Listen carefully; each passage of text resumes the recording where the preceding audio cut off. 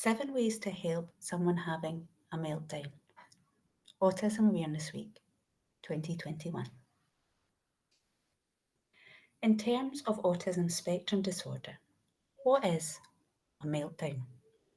Simply put, a meltdown is the autistic mind's response to overwhelming circumstances. The result is a complete loss of behavioural control. Many people with ASD experience a meltdown when overwhelmed or anxious. In turn, this leads to an involuntary reaction known as meltdown. How do I know if someone's having a meltdown? Like many traits for autism, the traits of someone's meltdown vary from person to person. The most common, however, include crying uncontrollably, stimming, which is moving parts of the body, rocking or shaking your hands to get sensory feedback, lashing out, snapping at people, holding hands over the ears, withdrawing from conversation, and fixating on one part of the room. What is stimming? Stimming are repetitive behaviours that people with ASD often do when experiencing an extreme emotion, and it's done by the autistic individual in order to gain some sort of control over their environment in an uncontrollable situation. Any sort of repetitive behaviour can come under stimming, but some of the more common stims include flapping of the hands, clicking of the fingers, fidgeting with fidget toys, rubber bands, etc.,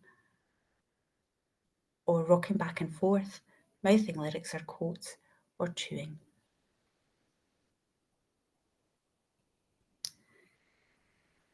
How can you help? Look for an adult or teacher who may be able to help. In a school situation, if you see someone having a meltdown, the best thing you can do for that individual is get the attention of someone who knows how to help. Chances are they'll be able to calm the person in question, and if not, at least lead them away from the stressful situation or public space. However, failing this, keep in mind the following steps. Make space or take them to a quiet place. If their meltdown is a violent one and they are lashing out, make space and ensure people stay out the way. The last thing you want is to distress the individual experiencing a meltdown any further. However, if the individual is melting down by crying or going quiet, it's a good idea to move them to a quieter place than the situation that you're in currently. Allow them some time to calm down. By continuously trying to talk when someone doesn't feel able to talk, you can prolong their meltdown. Allow them some time to calm down in their own time. If they want to talk after calming down, the person will talk. You just need to be patient.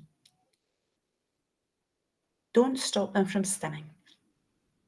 As mentioned earlier, neurodivergent people tend to stim whenever experiencing any intense emotion, and a meltdown is one of the most intense and overwhelming emotions an individual on the spectrum can experience. So they may stim in order to gain some sort of control back in the situation, and by telling them to stop or stopping them from stimming yourself, you may make their meltdown worse. It's best to let them do it. However, some stims can be harmful to the individual, and though your instinct may be to stop them, don't. Just be there to ensure they don't hurt themselves too much. After they calm down, perhaps you could show them other ways to stim that don't hurt them. Ask if they have any fidget toys or comfort items. Once they've reached a point of calm, ask the individual if they have anything to use to keep them calm, such as their phone to listen to music, or some children use a tango toy, and young adults are more likely to have something that they can distract their attention to. This will help reassure them that they're safe in the current situation. Reassure the person yourself. Perhaps they've calmed down, but they still don't seem settled. You can ease this by reassuring them that everything is okay and that everything is safe. You could ask them if they want to talk about what happened to set off their meltdown. And if they say they do want to talk, then ask and empathise. And if they don't, perhaps it's best to change the subject. You could ask about their interests or if they did anything over the weekend.